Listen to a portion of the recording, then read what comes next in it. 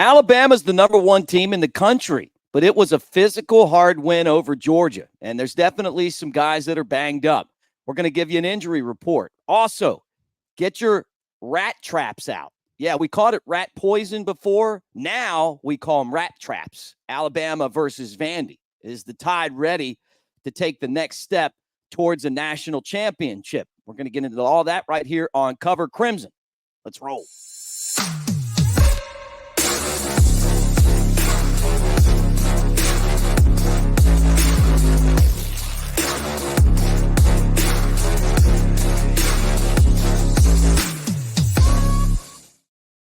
All right, he's Clint Lamb. I'm Mick Gillispie. Welcome to Cover Crimson, brought to you by MyBookie.ag. All right out of the chute, Clint, you knew that there was going to be an injury report coming.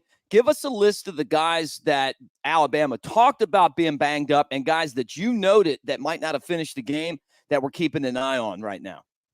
Yes, we did get a couple of injury updates from Kalen DeBoer on the SEC coaches teleconference. Probably the most notable to fans is going to be Kendrick Law, just because he ends up going out after that trick play, didn't come back in, and the offense was clearly affected by it.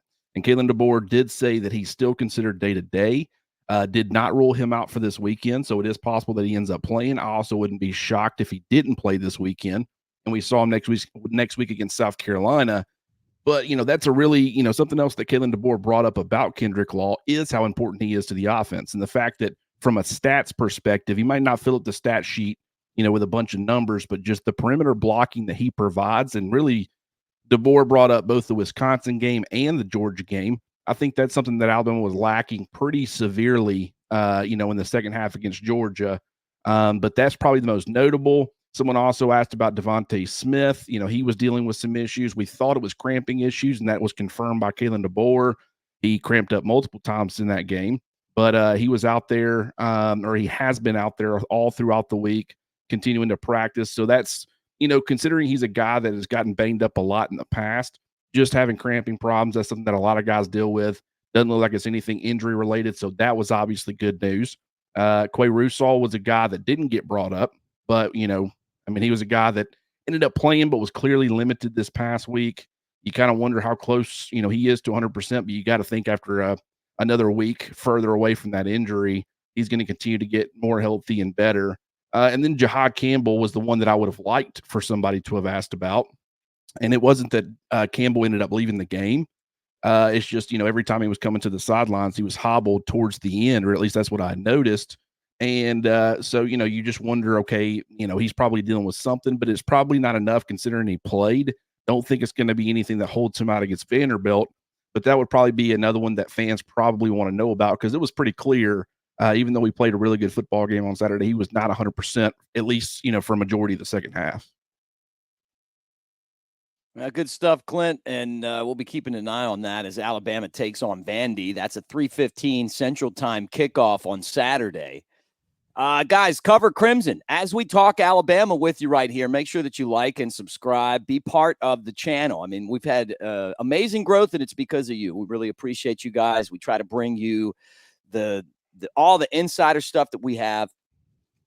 Some serious Alabama football talk, a little bit of fun. We bring you two national champion players, All-Americans, quarterback that won a title, and an offensive lineman, and Mike Johnson and Jay Coker to the table each week on the channel. We've got Clint, and I'm hanging around here, Stacy and Chris. We got a great crew. Even Chris Stewart comes on, and Lance and Aaron Suttle. So thank you for being a part of what we're doing. Like and subscribe, and swing over to covercrimson.com right now. You can join for $1 if you get the annual membership. Cover Crimson, you get the annual membership. You get this T-shirt as part of it. All right, let's talk about the rat traps. They put rat traps around the facility. This is obviously Kalen DeBoer and his staff's take on Nick Saban saying it was rat poison. When the media starts to fill your head with, yeah, you're going to be the Heisman winner, you're going to win a national championship, you're now number one. This was a team that Paul Feinbaum said was the dynasty was over, and no one thought that they could beat Georgia until the Kentucky game. And then they come in, and you build the big lead, and then you blow it, and then you win, but you're still number one. Is Alabama ready to deal with the rat poison? That's something that Kalen DeBoer was asked about, and he said that they haven't focused even a second on being the number one team in the country. That's just not something that gets brought up. They don't want the team to really be focusing on anything like that. He did say back in like early July, they kind of laid out, some of the expectations for some of these things, like as far as how the playoff, field's going to look. So players kind of are knowledgeable about what Alabama's chances are and what they got to do and all these different things. Just want them to be educated on the process of how the college football playoff is going to work. They came into the season being a top 5 team, so climbing to number 1. Obviously, that one brings a little bit more pressure, but there's a lot of guys who have been in that locker room and dealt with the pressure of being number 1 under Nick Saban, and Kalen DeBoer has had a lot of pressure on himself as far as the success that he's had. I mean, he's won national championships in the past. He had Washington in the national championship this past season. I don't know how much different it really is compared to all those other things. And it just seems like that Kalen DeBoer handles the pressure well. And a lot of there's a lot of young players for Alabama, and that's something to certainly keep an eye on, for those guys. But for the guys who have been around, I'm sure they'll show them the way just like they were shown the way. So I don't think it's really any reason to be concerned. But I do love the creativity, and this is not a new thing. If I'm not mistaken, I think there was some rat traps put out. I don't know if it was by Nick Saban, probably not. But this isn't necessarily anything new for Alabama. But putting them all over the building, having a little bit of fun with it, and keeping that as a constant reminder to players. Hey, I mean, this can be a trap game if you let it. The next few weeks could be trap games if you let them.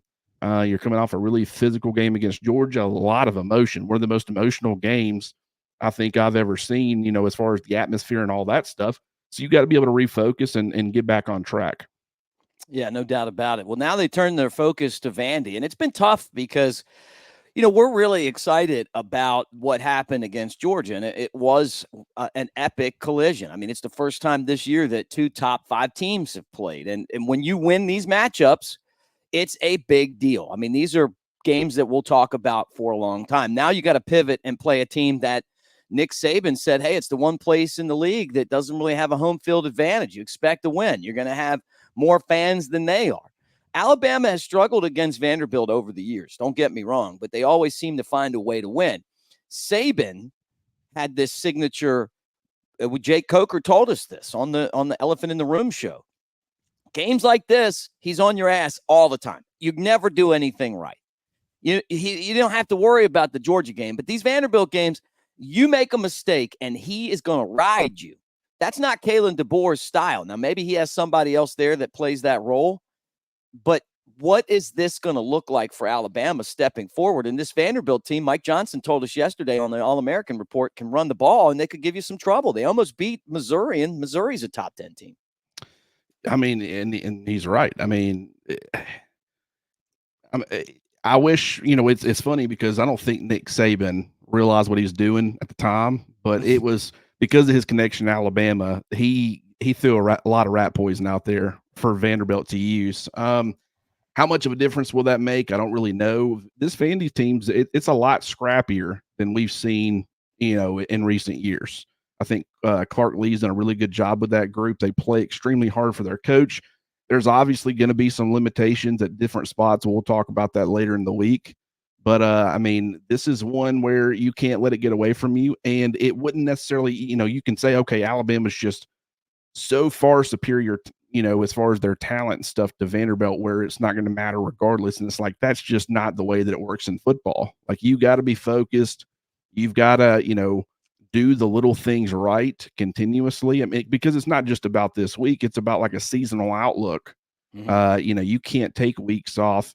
You can't say, okay, Vanderbilt's not Georgia. That's a true statement. I think even Vanderbilt probably would admit that they're not.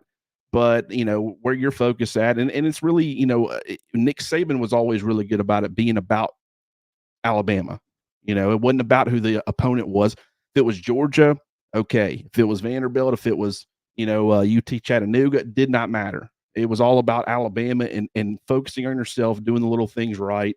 And so, I'll be curious to see how it plays out, because that is a big question mark that this team still has to answer. I'm not saying they're not capable.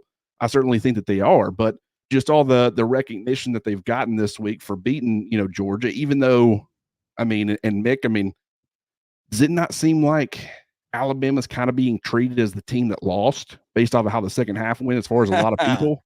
And that's very strange to me.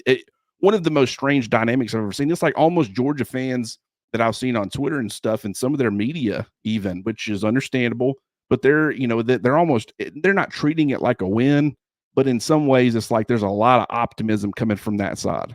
Mm-hmm. Yeah. Well, I was talking to Mike about that off the air.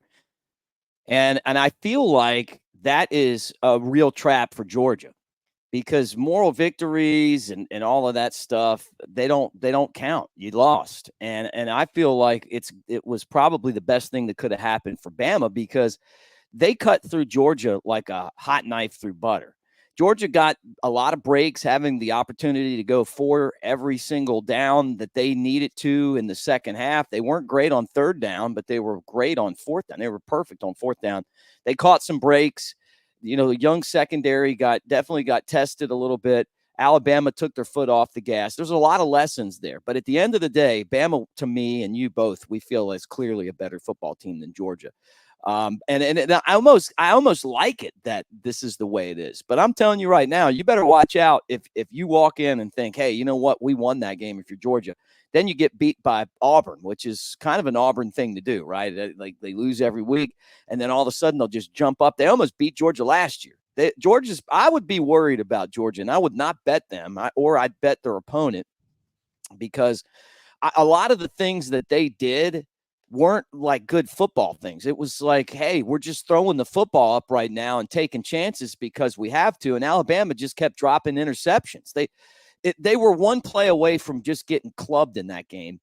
And for Bama, they were one play away from, absolutely dismantling Georgia. And I just mean one of those fourth downs, you stop, you score again. Maybe if the official would have decided to call that pass interference at the end of the first half, that DeBoer, lost his stuff over, which we all loved. I think I had a friend tell me that DeBoer became Alabama's head coach during that play, like in that game. Cool. I think he endeared himself to the fans, but I think it's always been there. He's a nice guy, but the guy has a lot of fire. When I look at this Vanderbilt team, I look at Diego Pavia, and I'm like, man, this is the guy that was, carving up Auburn last year, and I watched him against Missouri and I was like, man, this guy's good, man. Like he runs the ball. He's got a little help with Alexander in the backfield. They should have beat Missouri. I don't think Missouri's a top 10 team. I know they are now, but I don't think they'll be that at the end of the year. I think they're top 25 team. I think they're overrated. But with that said, it's not like Vanderbilt got blown out in that game. They lost in overtime in a game that they just couldn't hit field goals or they'd have won it. That's why it's for them. Here's Bama coming off this big emotional win. Everybody's throwing the rat poison out there. And Vandy's going, you know what? We were this close on the road to beating a top 10 team. That makes this game dangerous. Well, I think belief is such a strong thing, and Nick Saban talked about how, what was it when he was at Michigan State? They played Ohio State, and just how that game changed the trajectory of his coaching career because he was like, we can't beat this team, and he went and saw somebody about it as far as like I don't even know what you would call it, a Tony Robbins kind of person. It wasn't Tony Robbins, but one of those type of people. And essentially they were like focusing on the process and all those things. And then, they end up beating Ohio State, and that just changed everything as far as his mindset towards coaching. Mindset is so important. And so when you play a top 10 team really close, and I will tell you, Missouri, in my opinion, is not on the same level as Alabama, but it's about that, but it's not about that. Not in the minds of Vanderbilt players. They're coming off a game in which they feel like, hey, we were the better football team. We should have beaten a top 10 team. We can hang with Alabama, and this is going to be in our house. And I understand that, as Nick Saban, and nothing Nick Saban said about that home field advantage or lack thereof was untrue. But they still are going to view it differently. They're like, hey, they're coming to our house. This is our house. Isn't that what that? I forget what the guy's name was back in the day, but just, you got to come in our house, and Alabama proceeded to destroy him. Right. But, it just, that mindset is really important. going into a game like this if you're Vanderbilt. Just having a belief. I really feel like USF, when they played Alabama, they believed they could beat Alabama. And I think that's what allowed them the last couple of years. And I think, last year's only fueled that, the fact they played Alabama so tough for so long. But I think the reason they gave Alabama as much trouble as they did for as long as they did in this year's game is because they truly believed. I don't care what what our helmets say. We can beat this football team. And Vanderbilt's over here like, it doesn't matter what you do for the rest of your season. If you can find a way to beat Alabama, Clark Lee's over here getting raises. He's getting attention from other schools. So it's a big game from their side, and it certainly should be a big game from Alabama's side too, because this Vanderbilt football team, it is good. There are some things that you got to get corrected from last week. You don't know exactly, what Kendrick Law's availability is going to be. You got to figure out a way to have offensive success, right? Without having him out there blocking on the perimeter, which, they've done. It's not like everything they've done out there has been a result of Kendrick Law, but the last couple of games that they've played, he's certainly been a big part of that. And so finding other ways to win, work on yourself, and then go out there and play a pretty good Vanderbilt team and see if you can't handle your business. Yeah, and the schedule it's got a lot of these type of games in it. You get past Vanderbilt, then you come home to South Carolina. That's another game that you look at and go, man, this is a tough game, right? Then you go to Tennessee, and this is like an epic showdown. They're going to want to tear their goalpost down again. They have, I think, in some ways, a better team now than they did the last time Bama was there. I feel like Bama's more equipped to play them, but that one's coming up, and then you start rolling through, and it's like, hey, you got to go to LSU. Missouri's in between there, the Iron Mick, Bowl. I'm going to go ahead and tell you, man, if you think Georgia fans were bad with the whole, this ain't Nick Saban's Alabama anymore, this whole, Kirby's 1-5 against Alabama. No, Kirby was 1-5 against Nick Saban. Mm-hmm. If you thought that was bad, you let the Tennessee game roll around. Tennessee's going to be a tough place to play. Their fans are going to be fired up because they're going to be viewing it the same way Georgia fans were. Hey, we had a Nick Saban problem for 16, out of 17 years, but we don't have an Alabama problem. It's time to right this ship. We got a team that can compete this year. We feel like we can win a national championship. So that's going to be a fun game. The more I've thought about it, the more I think, that you want that old Tennessee rivalry to come back and there to be a little bit fun with it, fun back and forth with it. I think as that game gets closer, it's going to be a lot of fun. But yeah, there's another team in Tennessee that Alabama's got to worry about first. Yeah, right. That's the funny thing. Let's talk a little SEC for a second, right? Where Alabama slates in the SEC. It felt like the media, the SEC's mouthpiece, who does a show every day, kind of wanted to slide Alabama down off of the pedestal that they've held because they've earned it, right? When you win all those championships, including the SEC championship last year. Although I guess that's discounted by some people, but I don't discount it. I think it's one of the most prestigious championships that you can win. And sometimes it's harder to win that one than the national championship. And I'm telling you, that's the bottom line. It's true because there's years where the SEC has better teams than the rest of the country does. Winning that is a big deal. Now that Alabama's beaten Georgia, where do you view things in the SEC? As far as like power ranking? Yeah, just like throwing it out there. I think you have to put Alabama number one. And this is coming from somebody that had Alabama finishing behind both Texas and Georgia because I had them playing the SEC championship. I also thought it was very, very possible that Alabama could beat Georgia. So, that was obviously a season-long thing. Things can still change, but just watching the two teams play, some people are going to want to, Joe Klatt wants to come out of this game and say that he feels better about Georgia moving forward than he does Alabama. That's fine. Everybody's going to see it how they're going to see it. Some people, might call me biased because of my views on it, but I will say based off of what I saw, I feel a lot better about Alabama than I do Georgia right now. Doesn't mean Georgia's not a really good football team. It doesn't mean that Georgia can't beat Alabama, but with where those two teams are, I just think there's some reasons for how everything shook out in that second half. And I'm more so focused on the first half. And everybody's, will say, that's not the way to go about it, but just, we'll find out in due time. I could be completely wrong, and I will have no problem admitting if I am. But just right now, I feel really good about Alabama. I do think based off their win over Georgia, they need to be the top team in the SEC. I think that was the right move. I would go, Texas second.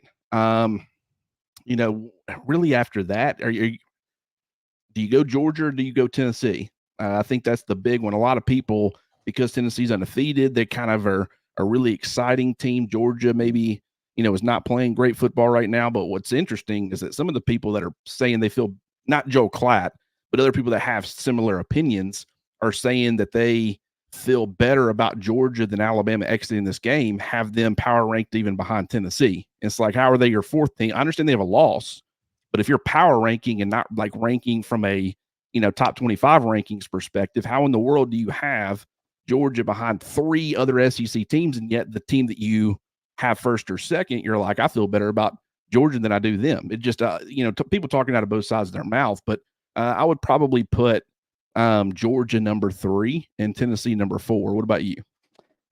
I love doing this because first thing is nothing changed just from the very first show that we did when I'm like, Bama's the favorite to win the national championship right there with Ohio State that spent $30 million on transfer portal players with the roster. And they're dangerous. And I know Nick Saban said, well, you know what, if you just pay the wrong players. And I wonder who he was talking about, because I think one of those guys, I don't think he was talking about Caleb Downs, but I think maybe one of the other guys. I think he was talking about Florida State, right? Or then Florida State too. I mean, any of these one teams, in 4, right? He was right. Yeah, right. But the bottom line is this: Bama, Ohio State, Georgia, even though they lost, and Alabama is clearly better than Georgia.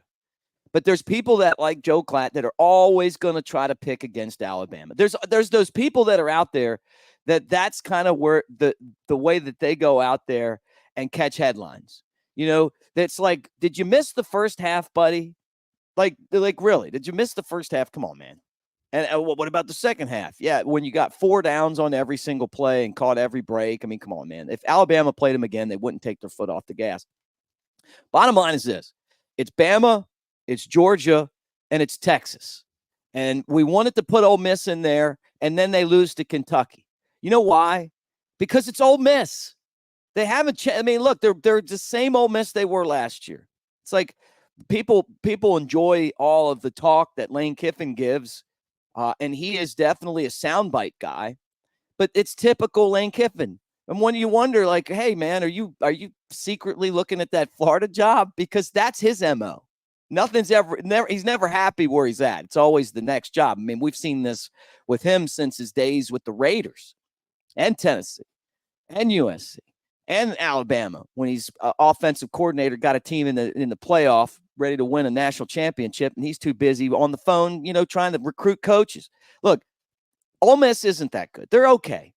They're not a national championship brand. I think Tennessee now is a team that you got to watch out for. I like them on offense and defense. It's hard to figure out what these guys really, how they stack up, because I don't think Oklahoma's that good, but they did go in there and beat Oklahoma, although Oklahoma kind of gave them the game. But I would say it's Bama, Georgia, Texas, and Tennessee. Those are my top 4 right there. And then I feel like Ole Miss and Missouri and all the Kentucky, all those teams are kind of all, jumbled in together behind there. And I don't think that's changed at all. That's, to me, what it was last year.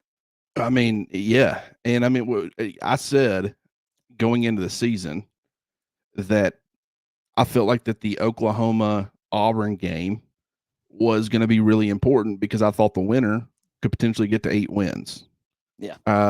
Which means the loser's going 7-5. Now, I could be even giving Auburn that much credit at this point. I think is way too much. They're going to have a very hard time getting a 7. But, I was expecting Oklahoma to at least be a 4-loss team, which, in the SEC, that's, understandable. They could end up still being a really good team, maybe even a top 25 team. But I just feel like that with the issues that they were having at quarterback, that's something that will remain to be seen. How good was that win on the road for Tennessee? I just don't know a whole lot of people that were picking against Tennessee going into that game, despite the fact they were a road team. Right. Because everybody it didn't work out exactly how I thought it would, but I thought Tennessee was clearly the better football team. And this was not leading up to the game. I mean, I think a lot of people jumped on that bandwagon, but this was before the season, where it was like, okay, Tennessee, I was viewing them as like that 4th or 5th best team in the SEC, depending on Ole Miss. Right. I think that those 2 teams are a step behind Alabama, Texas, and Georgia. But,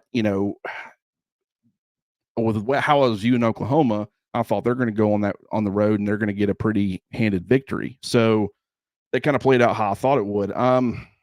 But Tennessee's tough, man. Tennessee's one of those teams. I think defensively they're much further along than I was expecting. Mm-hmm. And when you combine that, like with a Josh Heupel offense, the way that it can strain you, a quarterback. I mean, Joe Milton last year held that. I mean, very talented physically, but he held that offense back a ton. Yeah. And so you start wondering, okay, now that they got Nico, kind of leading the charge, they, and I don't think he's a perfect player yet. I think he's going to get there, and I think he's darn close now. But I think there'll probably be some growing pains along the way here that people really aren't anticipating. But he's certainly good enough where he can give you that same presence that Hendon Hooker did for the most part. And they still have some weapons out on the perimeter. They do have a deep threat, that Oregon transfer. He can make some plays downfield. They got some other guys. So it's going to be, they're a very tough football team, and they're going to give everybody fits. And I think, on any given day, they can beat anybody. Yeah, but at the same time, taking a page out of, Hugh Freeze's book, 9 out of 10, maybe it's not that lopsided, but I do feel like that Georgia, Alabama, and Texas are still a step ahead of Tennessee. We'll find out, too. Got some great games coming up. Going to keep an eye on that Arkansas game for Tennessee. Then they've got to play Florida. I got to if they come into that game undefeated, I think Alabama will have an easier time beating them than if they lose. But we'll find out, man. It's just what the SEC is all about. The two dark horse teams, to me, LSU and Texas A&M, they could beat you. Got to keep an eye out for them. But I still think the elite are the elite, and Bama is still at the top of the mountain. And until somebody beats them off the mountain in the SEC, Joel Klatt and the rest of you guys, as much as I respect you, come on, man. Give me a break. Roll Tide, everybody. All right, Clint, look, we're brought to you by mybookie.ag. Use the promo code next round. When you do that, when you use that promo code, they'll double your initial deposit. So that is next round promo code at mybookie.ag. And look, you think Alabama's going to run the table? Mybookie.ag. Think they're going to lose to Vandy this weekend or not cover the spread? Hey, mybookie.ag. And also covercrimson.com. Clint's always over there grinding, throwing stuff up on the site. $1 to join, or you can get the annual membership, and this T-shirt right now comes with it. Clint, as we go off here, what do you got going on at Cover Crimson? Yeah, I did the snap count observations for the defense yesterday. A little bit behind on that just because there's been so much else going on. Going to be doing the offense today. I've already pretty much got it. I mean, I wouldn't say it's done, but ready to be put together. So I'll be doing that. And, something I'd noticed, it was a stat I threw up over at Cover Crimson and on Twitter. You want to talk about Ron Williams and his success? Alabama scored 6 times on 6 possessions out of 13 non-kneel possessions. So they score 6 times. Of those, Ron Williams touched the football on 5 of the 6. Wow. When you talk about the other 7 possessions, Ron Williams did not touch the football. And every single time Ron Williams did not get a touch, Alabama didn't score. That is a crazy stat as far as, what it tells me is, hey, why don't you feed this guy? And they did, 6 catches is solid, 177 yards. But I think, this guy needs to be seeing double-digit targets pretty much every single week, because I think that the more that he can get you going, especially early in drives, which a lot of those scoring drives, he had the big impact plays downfield, but just letting him do some things as far as getting your momentum going, 7-8 yards on first down, kind of building off that. I think that's a really good strategy, and it seems to be working for Alabama. Yep. Hey, it's going to be interesting to see how this guy takes his next step on the football field. And you're right. It might be just, instead of just popping him on a couple plays, really making him a much bigger target. And if that happens, that's more contact, that's more chances to get injured. That changes a lot of things too. Right now he's been a home run threat, but what if he was a possession receiver and a home run threat? So we'll see how that changes as Alabama gets ready to take on Vandy. Thanks for hanging out with us, guys. Like, subscribe, thumbs up, get in the comments section, and Roll Tide, everybody.